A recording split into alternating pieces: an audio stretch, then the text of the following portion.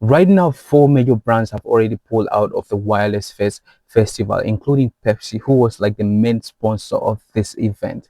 So this festival is estimated to host around 150,000 people. That is the number of people that is expected to be present at this festival over the course of 3 days.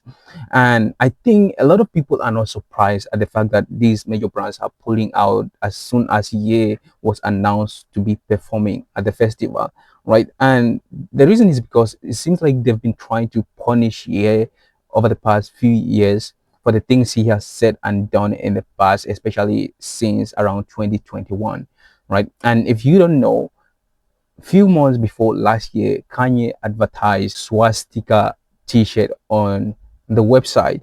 Now, this swastika symbol is not a bad symbol on itself. It's just what it represents today that makes it controversial and even banned in some countries.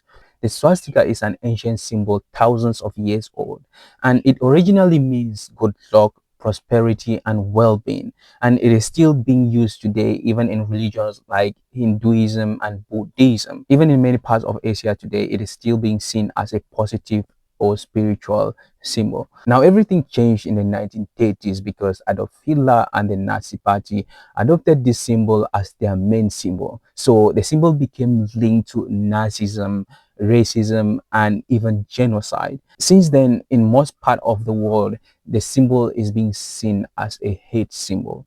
And so today the symbol has completely two different meaning depending on the context. And when you think about in the case of Kanye, considering that he has voiced his admiration for Adolf Hitler before, and also last year he released a song called Hail Hitler. That goes a long way to explain why these major brands are trying to punish him and whoever he is associated with, like the WireLess festival. So that is why I said a lot of people were not surprised when this brand started pulling out. But the head of the WireLess festival has backed Ye up despite all these major brands pulling out, which is something really good and or something really rare to see, because most times when these major brands are pulling out, like, you will expect him to just say that okay, Ye will not be performing so that the brands will come back in, or other, so that he will not lose other sponsors, right? But he has backed Ye up in this case, and also he said in a public statement I that am a deeply committed anti-fascist and have been all my adult life. I lived on a kibbutz for many months in the 1970s that was attacked on October 7th, and pro-Jew and the Jewish state, while being equally committed to a Palestinian state. Having had a person in my life for the last 15 years who suffers from mental illness, I have witnessed many episodes of despicable behavior that I have had to forgive and move on from. If I wasn't before, I have become a person of forgiveness and hope in all aspects of my life, including work. What Ye has said in the past about Jews and Hitler is as abhorrent to me as it is to the Jewish community, the Prime Minister and others that have commented and, taking him at his word, to Ye now also.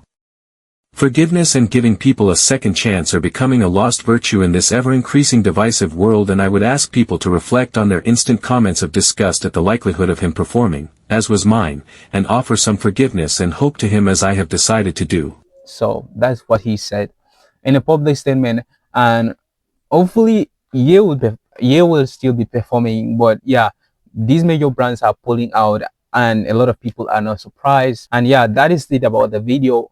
Let me know what you think about all this drama, but I will see you in the next one. Don't forget to subscribe. Peace.